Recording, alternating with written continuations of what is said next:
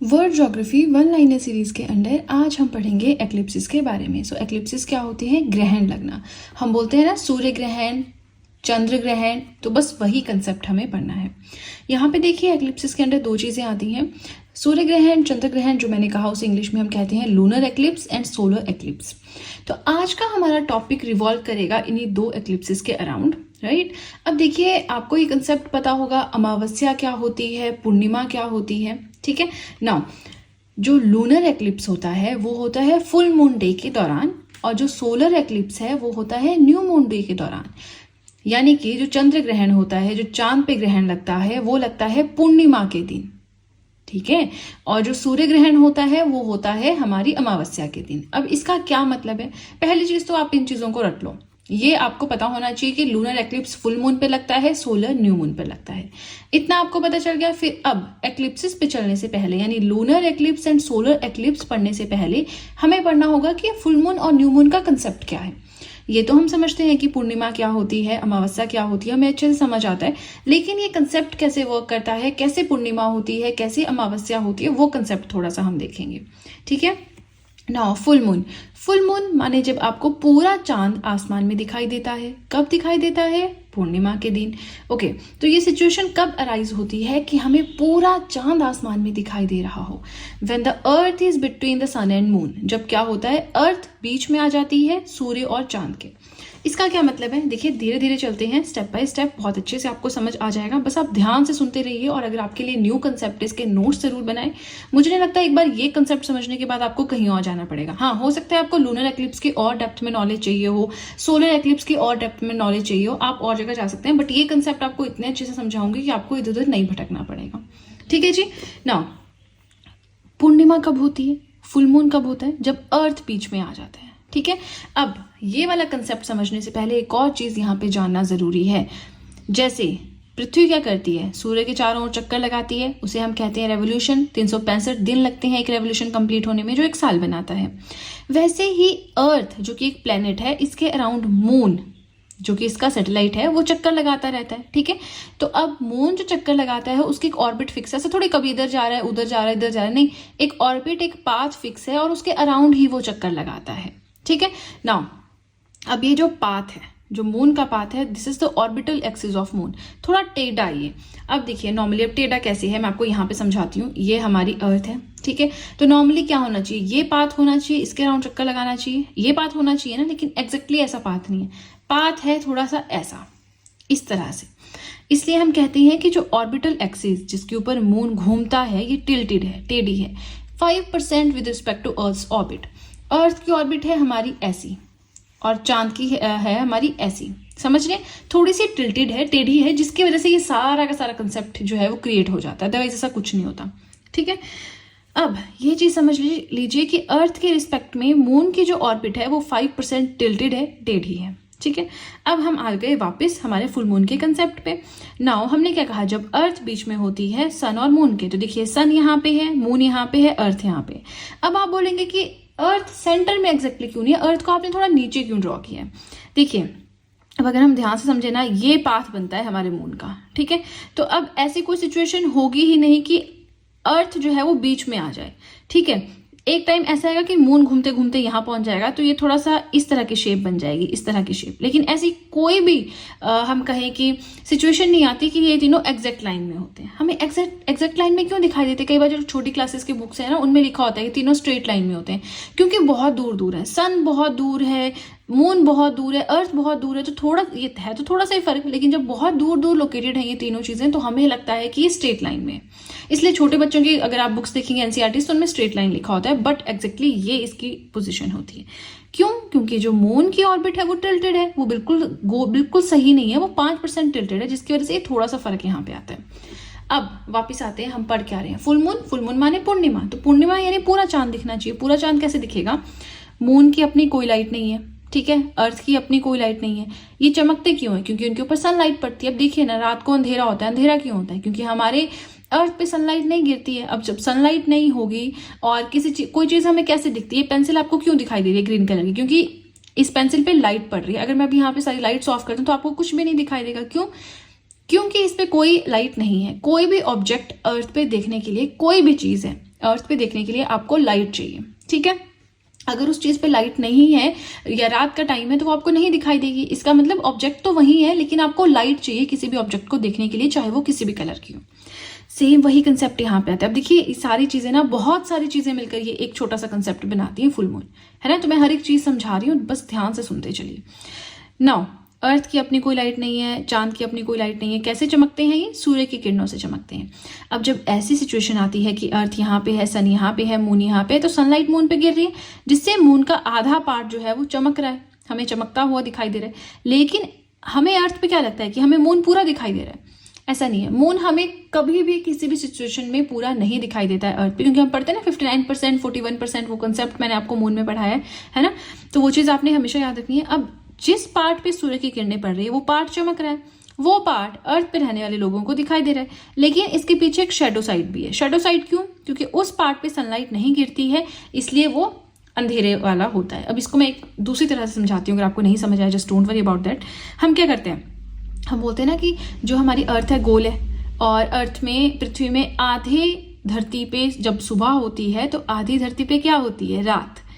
क्यों होती है? अगर आपके कोई रिलेटिव्स बाहर रहते हैं, अगर आप कभी चैट या कुछ करते हैं तो वो बोलते हैं रात हो रही है, इस टाइम तुम मैसेज कर रहे हो, और तुम्हारा रिप्लाई क्या होता है कि यहाँ तो सूरज चमक रहा है ना। तो वो चीज क्यों होती है? सन की वजह से। अर्थ का भी सेम कंसेप्ट है मून की तरह, कि इसकी अपनी कोई लाइट नहीं है, हमें दिन या रात बनाने के लिए प्रॉपर सनलाइट ही चाहिए। तो अब जब इसके आधे पार्ट पे सनलाइट होती है तो वहां दिन होता है, वापस वाले में रात होता है ना। तो सेम वही चीज यहाँ पे भी है। आई होप आपको समझ में आ रहा है मैं क्या समझा रही हूँ, क्योंकि यही है मेन कंसेप्ट, उसके बाद तो कुछ भी नहीं है। सोलर एक्लिप्स, लूनर एक्लिप्स आपको ये समझ आ गए तो वो तो ऑटोमेटिकली समझ आ गए, ठीक है। इसलिए मैं इन दोनों पे बहुत ज्यादा स्ट्रेस दे रही हूँ। नौ, सूर्य की किरणें यहाँ पे गिरती हैं, ये पार्ट हमें अर्थ पे दिखाई देता है चमकता हुआ, और हम क्या बोल देते हैं जी, क्या हो गया हमारा? पूर्णिमा हो गई। So full moon when the entire side of moon lit up. कब होता है फुल मून, कब होता है पूर्णिमा? जब पूरा का पूरा मून की एक साइड चमकने लग जाती है। कैसे चमकेगी? सनलाइट से चमकेगी। अब ये हमने पढ़ लिया फुल मून। अब फुल मून के साथ ही हम पहले पढ़ेंगे लूनर एक्लिप्स, उसके बाद हम न्यू मून की ओर चलेंगे, ठीक है जी, फाइन। लूनर एक्लिप्स की बात करें तो कब होता है? फुल मून डे पे होता है, but it doesn't occur on every full moon day. लेकिन हर एक जो पूर्णिमा होती है उस पर जरूरी नहीं आपका चंद्र ग्रहण होगा, कुछ कुछ पे ही होता है। And can last up to 40 minutes, maximum 40 minutes तक ये रह सकता है। It doesn't become completely dark, और कई बार कंप्लीटली डार्क भी हो जाता है, बट जरूरी नहीं कि हमेशा पूरी तरह से डार्क हो जाएगा आपका, ठीक है ना। पूरी तरह से जरूरी नहीं डार्क हो जाएगा, कई बार क्या है रेडिश भी हो जाता है, रेड कलर का भी हो जाता है। अब मैं पढ़ा के आ रही हूँ, इसको पूर्णिमा से मत कंसीडर कीजिएगा कि हाँ जी पूर्णिमा में तो पूरा चांद दिखाई देता है, तो मैम क्या बोल रहे हैं, पूर्णिमा में पूरा चांद दिखाई देता है, पूर्णिमा का कंसेप्ट हमने खत्म कर दिया है। अब क्या आया है? लूनर एक्लिप्स, यानी कि चंद्र ग्रहण। चंद्र ग्रहण माने चांद हमारा ढक जाएगा, या उसके कुछ पार्ट हमें दिखाई देगा, या साइड वाला सर्कल दिखाई देगा, इस तरह से, ठीक है। तो वो हर एक फुल मून डे पे नहीं होता है, मैक्सिमम 40 मिनट्स के लिए हो सकता है। पूरा डार्क नहीं होता है इसमें चांद, कई बार हो भी जाता है, कई बार नहीं। समटाइम्स वो रेडिश होता है। रेडिश कैसे? ये आपका चांद है ना, और ये साइड वाली लाइन आपको रेड रेड दिखाई देगी, बाकी आपको कुछ नहीं दिखाई देगा, ठीक है। तो इस तरह से रेडिश हो जाता है। रेडिश क्यों? क्योंकि रेड जो है सबसे कम फैलने वाला कलर है। विबग्योर पढ़ते हैं ना हम, तो वायलेट सबसे ज्यादा स्कैटर करता है, रेड सबसे कम स्कैटर करता है। इसलिए जो रेड लाइट्स होती हैं, ट्रैफिक लाइट्स होती हैं, वहां पे रेड कलर का मतलब होता है स्टॉप, रुक जाओ, क्योंकि वो स्कैटर नहीं करता, वो एकदम से आंखों पे पड़ता है, ठीक है। Now recently total lunar eclipse हमने कब ऑब्जर्व किया था? 8 नवंबर 2022 को। इस टाइम पे मून कंप्लीटली रेडिश हो गया था। अब ये टोटल लूनर एक्लिप्स क्या है, ये नया वर्ड आ गया, तो इसको मैं थियोरेटिकल भाषा में नहीं समझाऊंगी, थोड़ा सा हम अब डायग्राम के थ्रू पढ़ते हैं, है ना। बहुत सारा पढ़ लिया हमने, ऐसे करके थोड़ा डायग्राम से देखते हैं। सो ये हमारा सन है, ये हमारी अर्थ है, ये हमारी मून है, ये है मून की ऑर्बिट। तो मून इधर इधर ऐसे ऐसे घूमता रहता है अर्थ के अराउंड, ठीक है। तो अब एक सिचुएशन आती है जब मून यहाँ पहुंचता है पेनम्बरा में, ठीक है। पेनम्बरा में पहुंचता है तो हमें थोड़ा बहुत पार्ट इसका विजिबल भी रहता है, लेकिन धीरे धीरे जब ये एंटर कर जाता है इस अम्बरा वाले पार्ट में, अम्बरा वाला पार्ट क्या है मैं आपको बताऊंगी। तो जैसे ये अम्बरा वाले पार्ट में एंटर कर जाता है, ये पूरी तरह से क्या हो जाता है, टोटल लूनर एक्लिप्स हो जाता है, हमें बिल्कुल भी चांद नहीं दिखाई देता है। क्यों? चलिए देखते हैं। ये जो लाइन्स है ना, ये है हमारी सनलाइट, यहाँ से सीधी सनलाइट पड़ रही है, मतलब यहाँ से ऊपर वाले पार्ट में थोड़ी थोड़ी किरणें पड़ रही हैं सूरज की, तो यहाँ पे जो है हमें थोड़ा थोड़ा दिखाई देता है चांद, क्योंकि चांद को क्या चाहिए, लाइट चाहिए ना चमकने के लिए, तो वो यहाँ पे मिल रही है इसको लाइट, तो ये थोड़ा थोड़ा चमकेगा। वही चीज यहाँ पे होती है कि यहाँ पे हमें सूर्य की किरणें यहाँ से यहाँ तक पड़ रही है, तो यहाँ पे नंबर है, यहाँ भी हमें चांद थोड़ा बहुत दिखाई देता है। लेकिन अब यहीं पे देखिए ना, अगर हम पूरा कब दिखाई देगा, जब यहाँ पे होगा, है ना। नाउ नेक्स्ट देखिए, अम्ब्रा है कि ये मैक्सिमम लाइट है, इससे यहाँ को सनलाइट नहीं आ रही है, और ये मैक्सिमम सनलाइट की रेंज है, यहाँ से यहाँ को सनलाइट नहीं आ रही। मतलब ये वाला पार्ट है ना, इसमें हमें चांद बिल्कुल भी नहीं दिखाई देगा, इसे हम कहते हैं umbra. Umbra is the dark one, penumbra में थोड़ा थोड़ा दिखाई देता है। आई होप मैं जो समझा रही हूँ आपको समझ में आ रहा है, ठीक है। कमेंट सेक्शन में जरूर बताएं आपको कोई भी प्रॉब्लम हो रही है अगर इसको समझने में। अब वापस चलते हैं अपने न्यू मून की ओर, ठीक है। सिर्फ नोट्स बनाने पे जोर मत दीजिएगा, समझने पे जोर दीजिएगा। ये जो सब्जेक्ट्स हैं सारे जीएस के, हाँ मैं मानती हूँ कुछ चीजें आपको याद करनी पड़ती हैं, बट मैक्सिमम अंडरस्टैंडिंग पे फोकस करें। जहां पे समझ आ रहा है वहां पे समझें, क्योंकि एग्जाम में ना अब कंपटीशन इतना ज्यादा हो गया है कि आपसे वो बेसिक चीजें नहीं पूछते हैं, वो बहुत घुमा फिरा के और आपकी कंसेप्चुअल नॉलेज चेक करते हैं, ठीक है। नाउ अब देखते हैं न्यू मून। न्यू मून माने अमावस्या, डार्कनेस। चलिए, ये हमारी अर्थ है, ये हमारा मून है, ये हमारा सन है, ये हमारे मून की ऑर्बिट है। पूरी ड्रॉ करने की जरूरत नहीं, तो मैंने इतना ही ड्रॉ किया। अब अमावस्या कब होगी? जब डार्क साइड अर्थ की तरफ होगी, है ना। तो न्यू मून कब होता है? जब मून बीच में होता है अर्थ और सन के। इस टाइम पे क्या है, सूर्य की किरणें मून के इस पार्ट पे पड़ रही हैं, इसकी वजह से ये ब्राइट साइड हो जाती है। लेकिन सन पे तो कोई नहीं रह सकता, तो इसलिए ब्राइट साइड किसी को नहीं दिखाई देती। इसके अलावा मून का दूसरा पार्ट जहां पे बिल्कुल डार्कनेस होती है, वो बिल्कुल अर्थ के सामने होता है, ठीक है। तो हमें वो पार्ट दिखाई देता है बिल्कुल डार्क, तो हमें लगता है कि आज अमावस्या है। तो this is the shadow side, क्योंकि कोई लाइट नहीं इसे मिल रही है। This is the bright side, क्योंकि यहाँ पे सनलाइट पड़ रही है। और ये क्या है? Orbital axis of moon. जो मून है उसकी ऑर्बिटल एक्सिस है, जो कि टिल्टेड है, ठीक है जी। नाउ इसका थोड़ा सा देखते हैं। When the moon is between earth and sun, ये तो हमने देख लिया। मून जब अर्थ और सन के बीच में होता है तब हमारी अमावस्या होती है, न्यू मून होता है। Here shadow side faces the earth, so darkness. यहाँ पे शेडो साइड जो है वो अर्थ को फेस कर रही है, इसलिए यहाँ पे डार्कनेस होती है, ठीक है। आई होप आपको न्यू मून समझ आ गया। अब सोलर एक्लिप्स समझने में कुछ भी नहीं है। सोलर एक्लिप्स कब होता है? जब न्यू मून होता है, जब अमावस्या होती है, ठीक है। अब देखिए होता क्या है, not on every new moon day, हर एक अमावस्या को जरूरी नहीं आपका सूर्य ग्रहण हो। Due to inclination of moon's orbit, moon की ऑर्बिट की वजह से ये इंक्लाइंड रहता है। और देखिए सूरज बहुत दूर है, इसलिए हमें थोड़ा छोटा दिखाई देता है। मून हमारे बहुत नजदीक है, तो ये हमें बड़ा लगता है।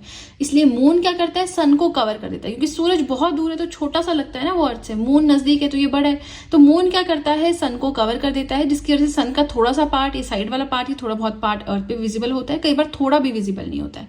तो ऐसी सिचुएशन को हम कहते हैं सूर्य ग्रहण। कैन बी पार्शियल और टोटल, पार्शियल भी हो सकता है, टोटल भी हो सकता है। देखिए ये था आपका basic concept. One liner series में पढ़ा रही हूँ, बट मुझे लगा कि मैं एक्लिप्सेस अगर आपको वन लाइनर के थ्रू पढ़ाऊंगी आपको समझ में नहीं आएगा। जो तो न्यू स्टूडेंट्स हैं उन्हें तो बिल्कुल भी समझ नहीं आएगा, और जो थोड़ा रिविजन के लिए इसे देखते हैं उनको फिर प्रॉब्लम हो सकती है, क्योंकि कुछ टॉपिक्स ऐसे होते हैं ना, आप उन्हें बार बार पढ़ लें फिर भी लगता है कि नहीं अभी भी थोड़ी कमी है। तो ये उन्हीं टॉपिक्स में से एक है, ठीक है जी। चलिए अब इसी के साथ हमारा ये टॉपिक हुआ कंप्लीट। नेक्स्ट वीडियो में हम मिलेंगे, जिसमें हम वर्ल्ड ज्योग्राफी का कोई नई चीज समझेंगे। बट तब तक के लिए इस टॉपिक को बार बार रिवाइज करें। कहीं भी आपको ऐसा लगता है कि आपको समझ नहीं आया है, वो पार्ट आप वीडियो का फिर से सुने, क्योंकि मुझे लगता है कि मैंने बहुत ईजी भाषा में समझाने की कोशिश की है। इससे ईजी आई डोंट थिंक कहीं आपको मिलेगा, ठीक है। तो इसके अलावा कोई भी फीडबैक देना चाहते हैं कमेंट सेक्शन में दे सकते हैं। आप चाहें तो मुझे इंस्टाग्राम पे फॉलो कर सकते हैं, उसका लिंक भी मैंने डिस्क्रिप्शन बॉक्स में दिया है। और अगर आपको इस कंसेप्ट को और भी ज्यादा अच्छे से पढ़ना है तो आप मेरी वर्ल्ड ज्योग्राफी हैंडरिटन नोट्स की प्लेलिस्ट देख सकते हैं। हर एक टॉपिक वहां पे मैंने बहुत ही ज्यादा अच्छे से पढ़ाया है, तो आप वहां पे देख सकते हैं। बहुत हेल्प आपकी हो जाएगी अगर आप नोट्स बनाते हैं वीडियोज के साथ में और इन हैंडरिटन नोट्स के थ्रू पढ़ते हैं, ठीक है जी। चलिए आज के लिए इतना ही। आई होप मैंने जो पढ़ाया आपको समझ में आया है, वीडियो अच्छी लगी है। और अगर वीडियो अच्छी लगी है तो जल्दी से कर दीजिए चैनल को सब्सक्राइब, बेल आइकन को कीजिए प्रेस, सो दैट मैं जैसे कोई वीडियो अपलोड करूं सबसे पहले नोटिफिकेशन आपके पास पहुंचे। प्लस जो भी आपके फ्रेंड्स हैं जो भी गवर्नमेंट एग्जाम्स के लिए प्रिपेयर कर रहे हैं उनके साथ भी मेरे चैनल का लिंक जरूर शेयर करें, so that in handwritten notes का उन्हें भी कुछ फायदा हो सके। तो चलिए फ्रेंड्स आज के लिए इतना ही। अब हम मिलेंगे नेक्स्ट वीडियो में। So that's it and see you soon.